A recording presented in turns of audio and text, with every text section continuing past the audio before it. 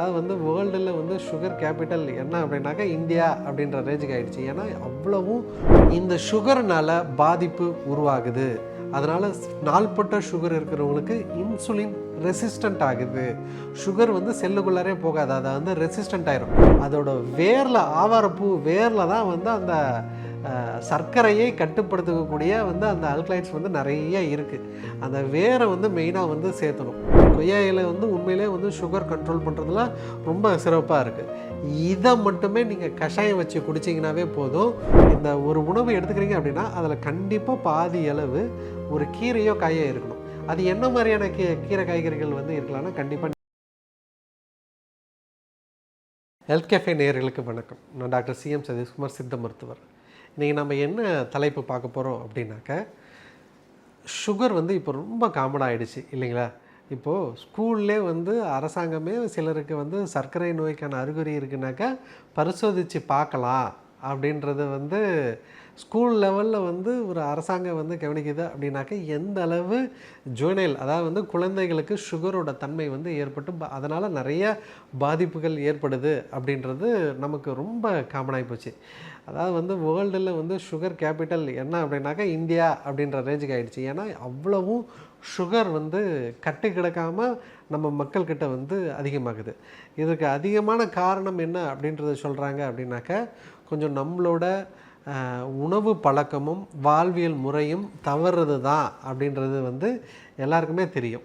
அதனால தான் ஆரம்ப கட்டத்து குழந்தைகளுக்கு கூட அந்த சுகரோட பாதிப்பு வந்து ஏற்படுது. இந்த சுகர்னால் பாதிப்பு உருவாகுது.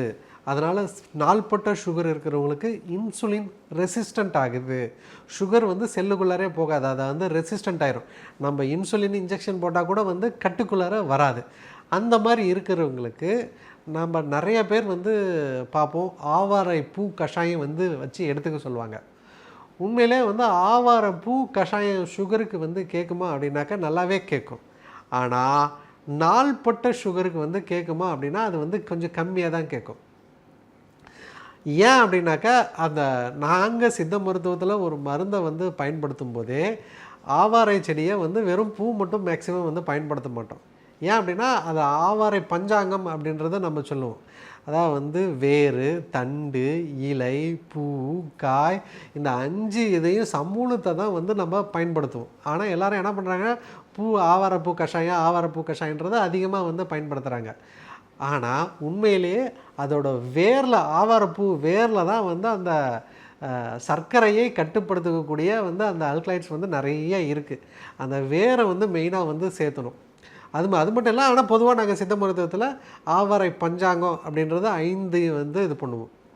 இந்த ஆவாரை பஞ்சாங்கத்துக்கு கூட நீங்கள் சரக்கொன்றை சேர்த்துக்கலாம், நாவல் கொட்டை சேர்த்துக்கலாம், சிறு குறிஞ்சான் வந்து சேர்த்துக்கலாம்.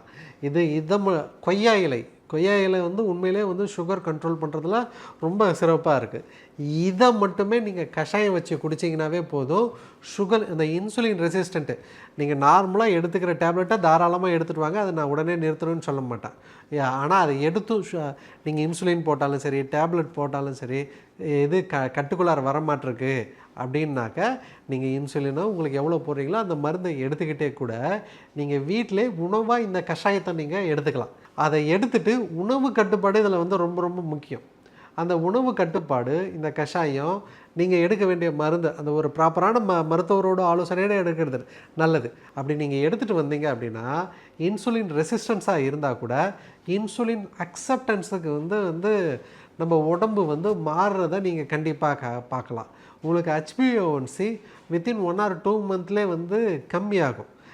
ஏன்னா அந்த ஆவாரை, அந்த வேறு கஷாயம், அந்த பஞ்சாங்க கஷாயத்தை கூட நிறைய நான் சொல்ல இல்லைங்களா, மருதம்பட்டை, சரக்கொன்றை, சிறு குறிஞ்சான், இந்த மாதிரியான மருந்துகளை வந்து தொடர்ந்து வந்து கஷாயம் வச்சு கொடுத்துட்டு உணவு முறையை கரெக்டாக வந்து ஃபாலோ பண்ணாங்க அப்படின்னாக்கா அந்த HbA1c நீங்கள் படிப்படியாக கம்மியாகிறத கண்டிப்பாக பார்க்கலாம்.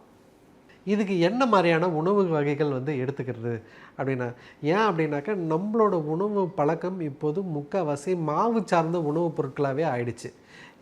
முக்கால்வாசி கார்போஹைட்ரேட்ஸ் எடுத்துக்கிறோம், அரிசி சார்ந்த உணவுகள் எடுத்துக்கிறோம், கோதுமை சார்ந்த உணவுகள் வந்து நிறைய எடுத்துக்கிறோம், இனிப்பு சத்து வந்து நிறைய எடுத்துக்கிறோம். உடல் உழைப்பும் நம்ம சாப்பிட்றதுக்கு தகுந்த மாதிரி அந்த கொடுக்க மாட்டேன்றோம். பத்தாத்துக்கு வந்து புரதத்தை வந்து கொஞ்சம் அதிகமாக தவிர்க்கிறோம், புரோட்டீன் வந்து கொஞ்சம் கம்மியாக எடுத்துக்கிறோம். கீரை காய்கறிகள்னாவே பசங்க வந்து தொட மாட்டேன்றாங்க. ஸோ இந்த மாதிரியான தவறான உணவு பழக்கமும் அந்த வாழ்வியலும் தான் வந்து எளிதில் வந்து சர்க்கரை நோய் வரத்துக்கு வந்து ரொம்ப காமனாக வந்து இதாகிடுது. அப்போ உணவு எப்படி எடுத்துக்கணும் அப்படின்னாக்கா, இப்போ நீங்கள் ஒரு பிளேட் வந்து நீங்கள் ஒரு உணவை எடுத்துக்கிறீங்க அப்படின்னாக்கா, அந்த பிளேட்டில் ஒரு பாதி அளவு கீரையோ இல்லை காயோ வந்து இருக்கணும் கண்டிப்பாக. சர்க்கரை நோயாளிகளுக்கு நான் சொல்கிறேன், இந்த ஒரு உணவு எடுத்துக்கிறீங்க அப்படின்னா அதில் கண்டிப்பாக பாதி அளவு ஒரு கீரையோ காயோ இருக்கணும். அது என்ன மாதிரியான கீரை காய்கறிகள் வந்து இருக்கலாம்னா, கண்டிப்பாக நீர் காய்கறிகள்லாம் இருந்தால் ரொம்ப நல்லது. சொரக்காய், பூசணிக்காய், புடலங்காய், முள்ளங்கி, சவுச்சவு, முருங்கைக்காய், இந்த மாதிரியான காய்கறிகள் எடுத்துக்கிறது ரொம்ப நல்லது. கீரைகளில் அரைக்கீரை, சிறுகீரை, பொன்னாங்கண்ணி கீரை, தண்டுக்கீரை, இதெல்லாம் வந்து நீங்கள் காய்கறிகளாக எடுத்துக்கலாம். ஸோ ஒரு தட்டு எடுக்கிறீங்கன்னா அதில் பாதி ஒன்று கீரை இல்லைன்னா காயாக இருக்கணும். அதுக்கடுத்து அதுக்கடுத்து இருக்கிற பாதியில் ரெண்டாக பிரிக்கணும். அதில் ஒரு பகுதி வந்து ஒரு கால்வாசி வந்து புரதத்துக்காக வந்து ஒதுக்கணும். கண்டிப்பாக 1 கிலோவுக்கு 1 கிராம் புரோட்டீன் வந்து ஒரு மனிதனுக்கு தேவை.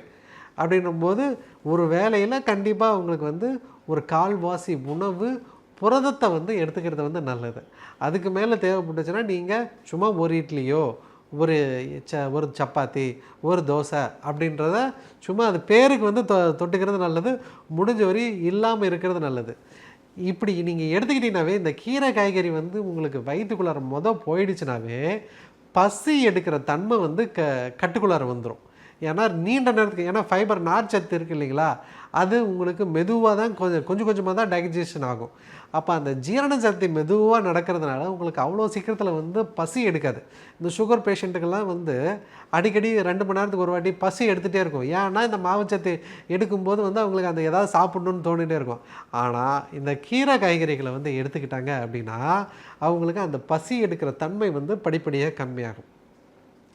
இல்லை சார், எனக்கு இடையில இன்டர்மிட்டண்ட்டாக வந்து பசிக்குது, நான் வந்து என்னை கட்டுப்படுத்த முடியாமல் நான் ஏதாவது போய் சாப்பிட்றேன் அப்படின்னு நினச்சிங்கன்னா, அந்த மாதிரி டைமில் நீங்கள் ஒரு பாயிலோ ஆம்லேட்டோ அந்த மாதிரி முட்டையை வந்து எடுத்துக்கிறது வந்து நல்லது.